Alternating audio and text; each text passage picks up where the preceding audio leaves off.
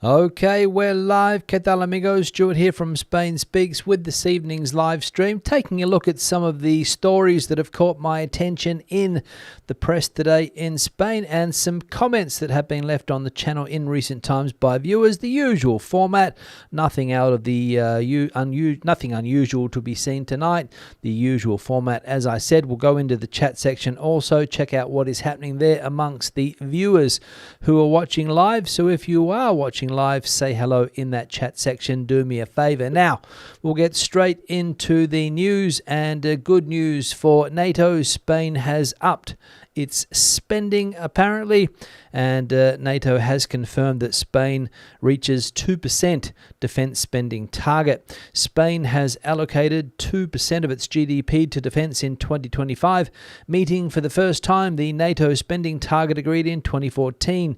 According to NATO's latest report, Spain is still among the members dedicating the lowest share of GDP to defense, alongside Portugal, Germany, Belgium, North Macedonia, the Czech Republic, and Luxembourg. But the milestone marks a historic shift from the 0.92% recorded a decade ago. Until recently, Spain's roadmap projected reaching the 2% goal only by 2029, with 2025 spending forecast at 1.32%. However, rising pressure from the US, particularly from President Donald Trump, who has demanded 5% defense spending, and the ongoing war in Ukraine have pushed NATO countries to accelerate commitments. At the June summit, allies agreed to raise military spending to 5% of GDP by 2035, a target Spain deems unreasonable. Spanish Prime Minister Pedro Sanchez secured NATO backing to maintain a 2.1% contribution. So 2% of GDP spent on defense, according to NATO. Spain has spent that target, 2%, 2.1%. Which is what they have agreed to do, as we can see here, but no to the 5% that was proposed by Donald Trump. And let's be honest about this, Spain still lagging behind as far as defense spending is concerned because of Spain's very complex political structure, if you like. A lot of the political parties that are in power currently are no to defense spending. They want public spending, of course, and when it comes to spending money on things like defense, the answer from them is always going to be no. So a difficult task Pedro Sanchez has had to try and convince them that even 2% is necessary. So forget about the 5. So 2% yes, 5% no, according to what we have read there. Second piece of news now, and Spain's rail operator Renfe has withdrawn AVLO, or low-cost trains, from Madrid-Barcelona route, keeping only the AVE service. Renfe has announced that from the 8th of September, its low-cost AVLO trains will no longer operate on the Madrid-Barcelona high-speed line, which will now be served exclusively by the AVE. The decision affects 5 new AVLO Avril units withdrawn after a July inspection revealed a crack in the bogie frame on one train, prompting wider safety checks. Although Renfe replaced the parts and found no further faults, the operator opted to focus on AVE services, citing both technical and commercial reasons.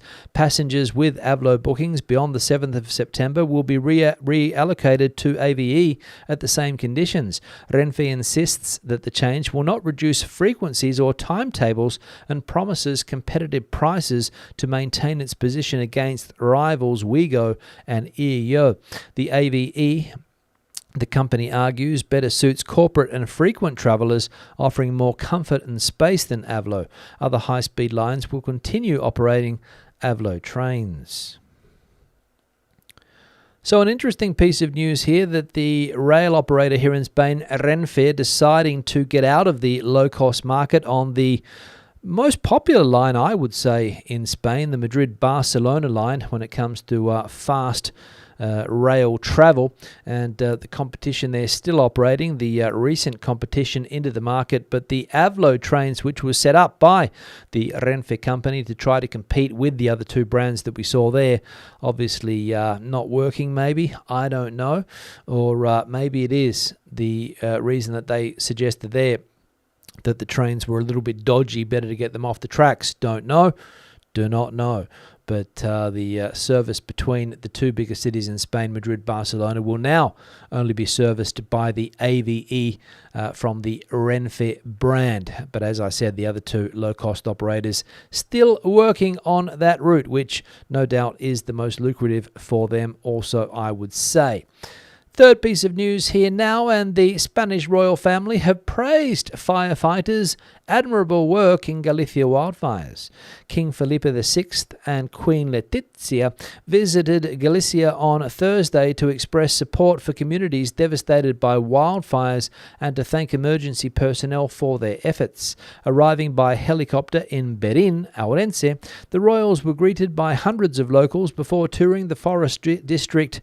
What's this here? It's 14 Coordination Centre, a livestock farm, and the municipality of Monterrey.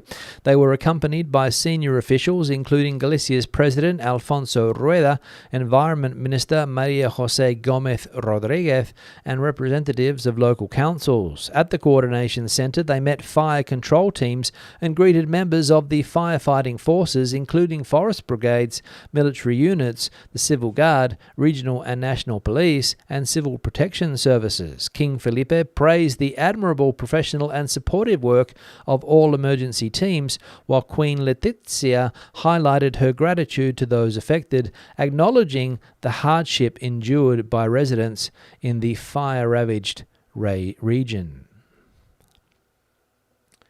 So the royal family touching down there in Galicia, the area that has been hardest hit along with Castilla y León when it comes to these wildfires, and of course checking out the damage, checking out the emergency services, and of course praising the work of the individuals involved there, and greeted by hundreds of people in the town of Berín, Ourense, where I was recently, and interesting little town is Berín, I will say. So the royal family on the ground, part of their 4-day tour, I think, of these fire-affected regions. I think they started in Castilla y León yesterday, I believe, Galicia today, and tomorrow I believe they are off to Extremadura, which is another of the areas that has been hard hit by these wildfires. So the royal family earning their pay and getting out and about amongst the citizens, let's say, and showing their gratitude for the work done by the professionals and also volunteers in the firefighting in recent times. And the fourth piece of news, last piece of news, a criminal network smuggling migrants from Algeria to Spain dismantled. The Spanish Civil Guard has dismantled a criminal network based in southeastern Spain, accused of facilitating irregular migration from Algeria, along with money laundering, smuggling, and illegal possession of weapons. 14 people have been arrested, and another 8 are under investigation in Almeria, Murcia, Seville, and Alicante. The group operated with a fleet of 15 inflatable boats fitted with high-powered engines, in which they invested more than €1 million. Migrants were charged up to €7,000 per person for the crossing. The network had a well-structured organisation with sponsors, financiers, intermediaries, nautical facilitators, and logistical operatives. The boats, between 7.5 and 8 metres long and equipped with engines ranging from 200 to 425 horsepower, were used to transport migrants. Illicit profits were laundered through shell companies in France via money couriers. The investigation, which began in May 2024, uncovered extensive cross-border financial operations linked to Algeria. So there we go. That's what we're dealing with as far as these illegal immigration routes are concerned here in Spain. Criminal networks smuggling people into places like Mallorca, as we can see here, the Balearic Islands, coming in from the north of Africa, Algeria, and people paying up to €7,000 for the trip. And of course, the crooks had invested heavily in the company. €1 million they had invested in these vessels, I think, with horsepower, with outboard engines with horsepowers ranging from 200 to 425, was it, their horsepower? So that's a lot of horsepower on those boats to get people to their destination, the Balearic Islands, trying to avoid the other controls in the Canary Islands, for example, and also to the south coast of Spain, very heavily guarded nowadays, more difficult for the smugglers to operate, so they change their route, Algeria to the Balearic Islands, and busted.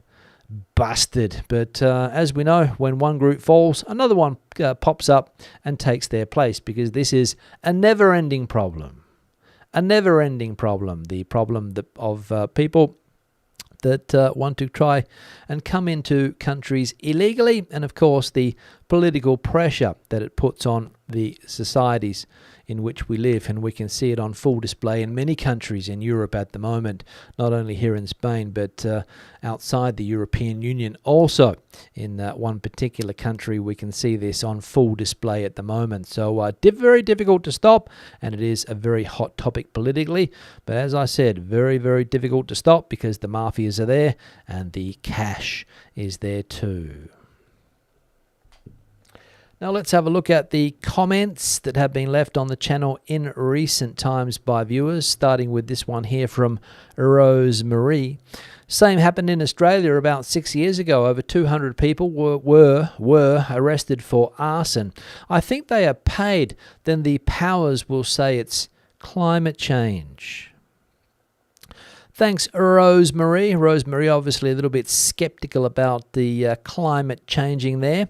200 people arrested for arson in Australia, apparently. We had somebody the other day that said that the fires in Australia were due to fallen power lines. So obviously we have contradicting information there.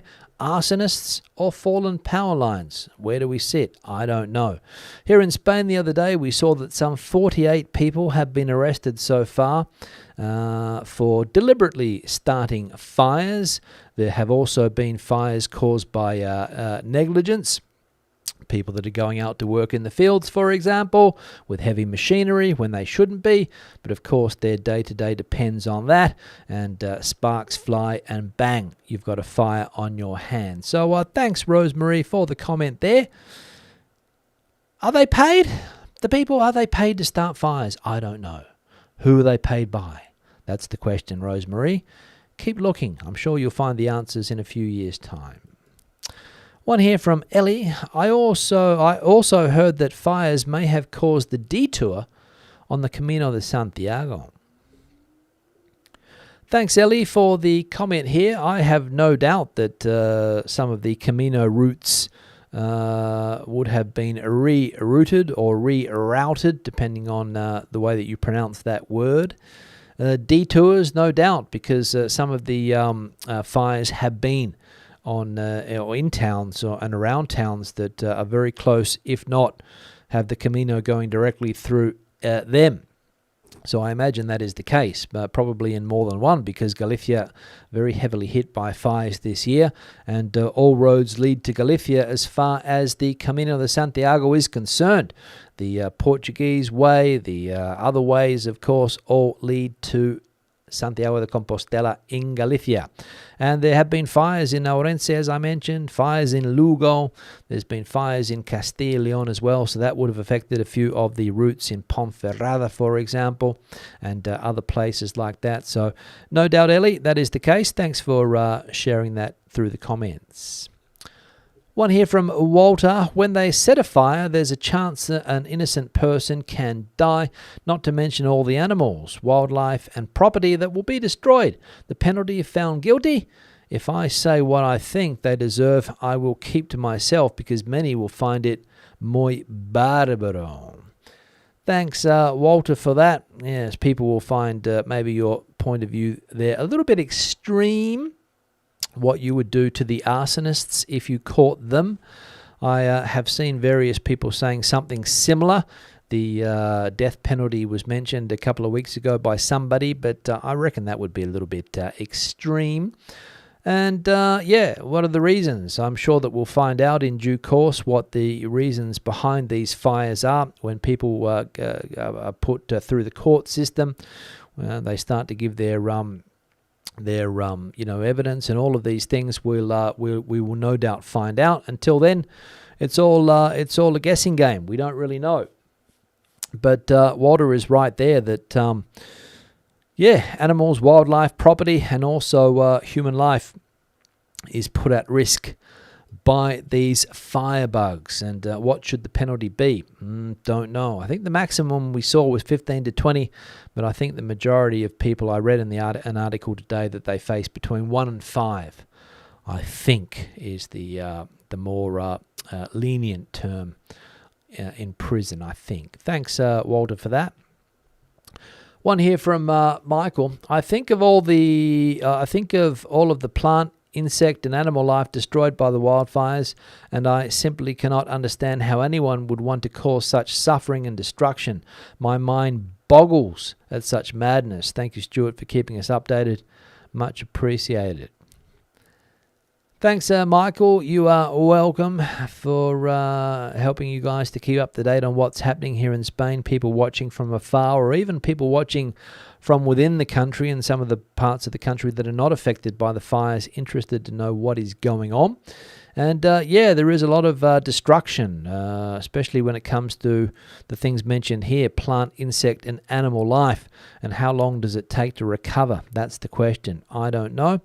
And why do people do it? Again, I don't have the answers to these questions. Unfortunately, I would love to know what the reason is. Is there some type of economic gain behind it? Is it just purely that people, want to see, fire spread? No idea. But as I said, when they start being to be prosecuted, maybe we'll get some answers. Maybe. Don't know.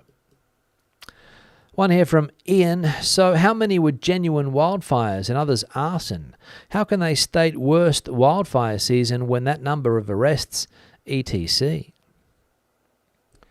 Thanks, Ian. Well, the fact of the matter is that even if a fire is started deliberately by an arsonist, it's still considered a wildfire. So that's the simple answer to that. The worst wildfire season because of the amount of hectares that have been burnt. The origin of the fire doesn't really matter. It can be a natural cause, it can be a deliberate cause, or it can be as I mentioned before, it can be as a result of negligence. But the fact of the matter is that the fire spreads, the hectares get burnt, the forests get burnt down, people's lives get put in danger, and but they're still wildfires. And that's how they get to that conclusion, Ian. So fairly simple, and but it is what it is. And if you don't believe me, go and look it up on Wikipedia and see the cause of wildfires. A lot of the times is the human element, deliberate or non-deliberate, but a wildfire nonetheless, or a bushfire, as we say, down under. And the final comment here from love the Spanish markets and supermarkets and the food they sell. They are one of the reasons we want to move there. Thanks for the comment. I mentioned this in a video yesterday that the range in Spanish supermarkets is getting better, especially when it comes to prepared food. A few people pulled me up on the fact that the quality, let's say if you go into a supermarket like Mercadona and you buy the paella, for example, it's not going to be restaurant quality. I don't think I said that it was going to be equivalent to restaurant quality, but you can taste traditional Spanish dishes for a fraction of what you would pay for them at a restaurant. Obviously, you're not getting the service, you're not getting the same quality, but you can try those traditional Spanish meals, which is important, whether it's, meatballs, or whether it's, as I said, paella or Spanish omelette, etc., etc. So they do often that nowadays, and the range is improving, and plenty of things that will get your taste buds jumping in a Spanish supermarket, that is for sure. And good luck with your move if you eventually end up moving here. Thanks for the comment. Now, time to go into the live chat. See what's bubbling away there. I don't reckon there's going to be much activity today, considering the statistics that I have on the screen now. But the first thing I have to do is change the backdrop picture. This photo was sent in by Rain down there in Tenerife. And the exact name of the place, I have it here, is called La Matanza de Acentejo, which is a town in Tenerife. And the views from the town there, I will say, spectacular views. Thanks, Rain, for sending this photo through. And if you have a similar picture that you would like to see on the backdrop, maybe not as spectacular as this one here, because obviously not everyone can be in the Canary Islands in this privileged location, but the email address is on the screen nonetheless. spainspeaks@gmail.com. As I said, feel free to send those pictures through to that email address, or anything else that you want to send my way. The like icon is on the screen as well, just down there in the corner. There it is.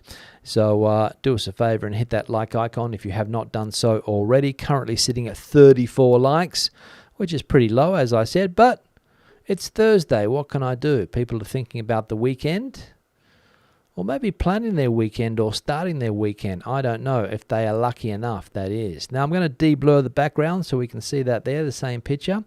So do us a favor, hit the like icon if you can, and the email address, Spain Speaks, if you've got a picture or anything else that you want to send my way, feel free.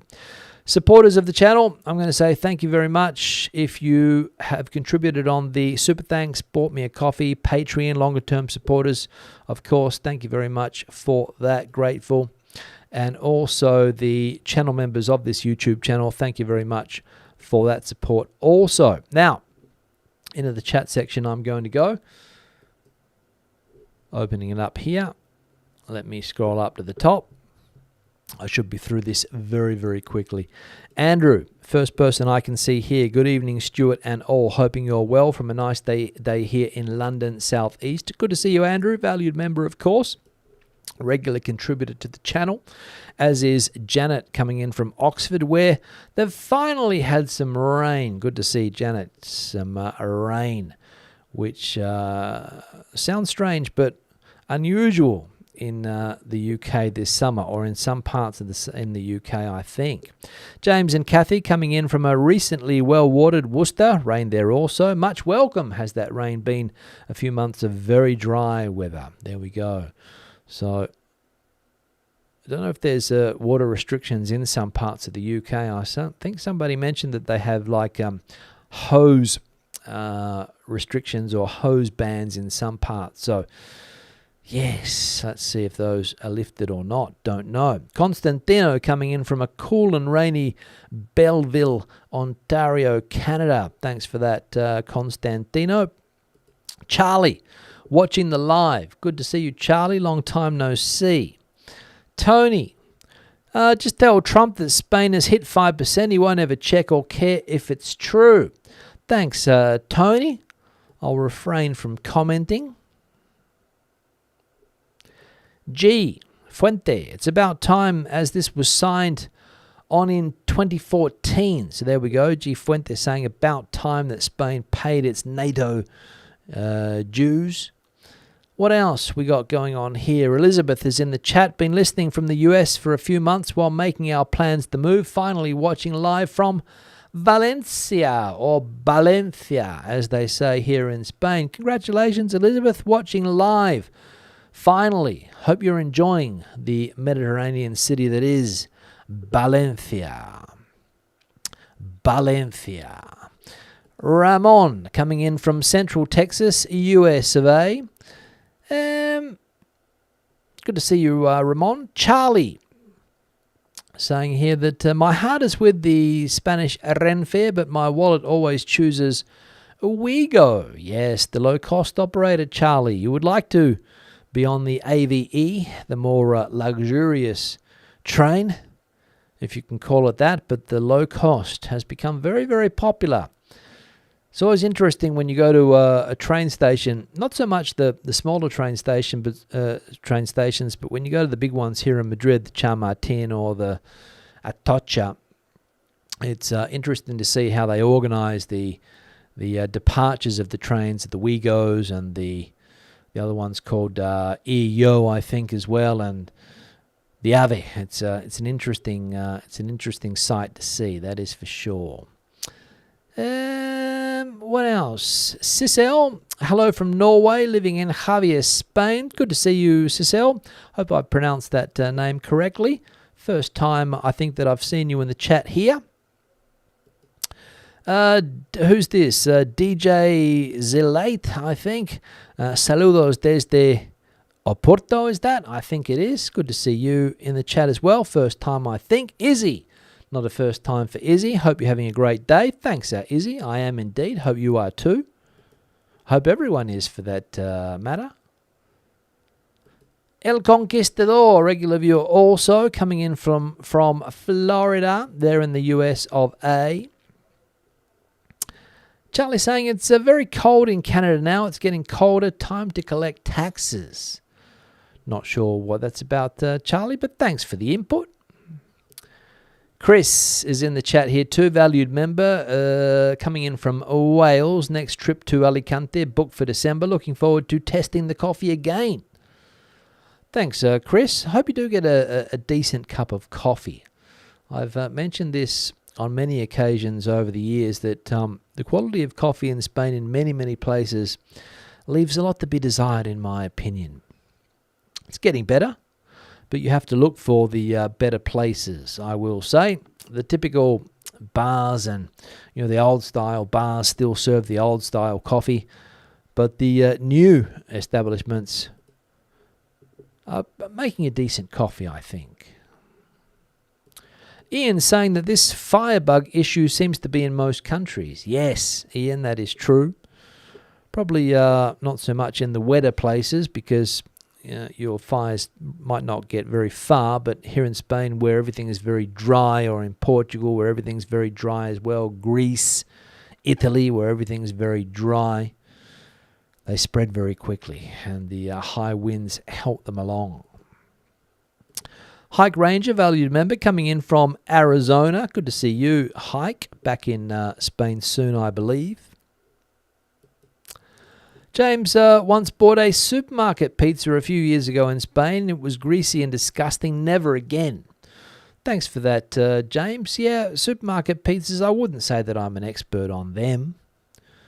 And if I do tend to buy supermarket pizzas, I go for the frozen variety. Don't know why, but those are the ones that I buy. Janet, we bought tortilla de patatas from Mercadona to take on a trip for a picnic, and it's been perfectly acceptable. Absolutely, Janet, perfectly acceptable there for a picnic, of course. Probably not as good as the one that you could make yourself, but why go to the hassle, right? I think that's what a lot of people have realized, that it's a bit of a hassle to make a Spanish omelette. It's quite messy as well, dealing with all of the oil and all of that type of stuff, and then trying to flip it over. Just buy it. Just buy it. Ian saying, great picture today. Must remember to send me one himself. Thanks, Ian, for that. I will be waiting. Fernando, saludos. Brief. Hello, Fernando. Good to see you. First time, I think, also. Here we go. Fernando's back, same person. Love watching your videos and finally been able to catch you live. I visited Spain last summer. Would love to go back at some point next year. Thanks, Fernando. A lot of people have a similar impression of that when they visit Spain. They love it, want to come back. That is true. Janet saying here that there is a hose pipe ban in the Thames water area where she is there, I think. Is that the Thames water area where you are, Janet? I think so.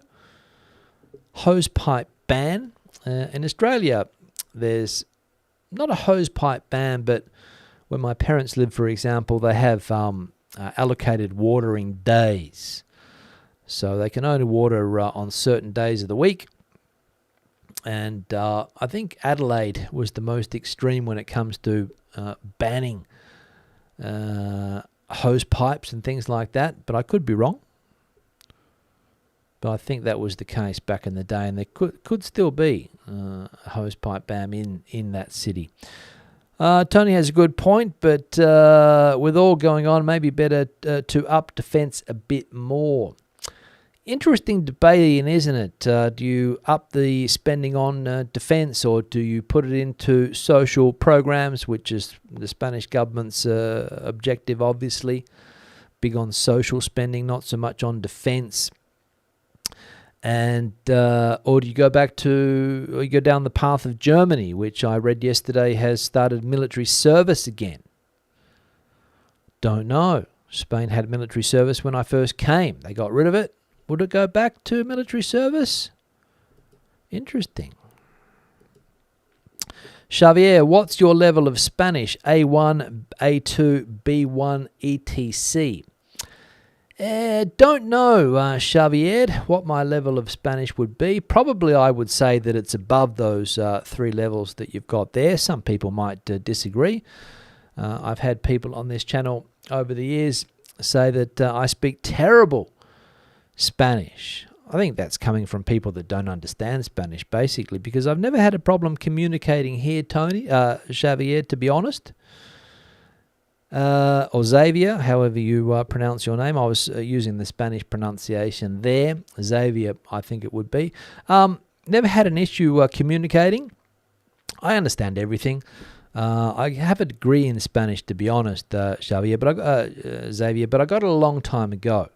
So if I were to do a qualification nowadays, I would say that I'm probably around the C1, C2 when it comes to Spanish. But again, it's debatable. C1, C2, I would say. I don't think I'd have a problem to pass the Spanish language test for the citizenship exam if that were the case. I don't think. There's only an A2 that's required. But, as I said, people have said that I speak crap Spanish, so maybe I'm not a C1 or C2. I don't know, but I reckon I would be. RG coming in from Philadelphia, going to Spain in 3 weeks. Love your videos. Thanks for that. Leslie saying, ¿Cómo se dice tell Trump to pound sand? No idea. Probably you would say, vete a tomar por saco, Trump.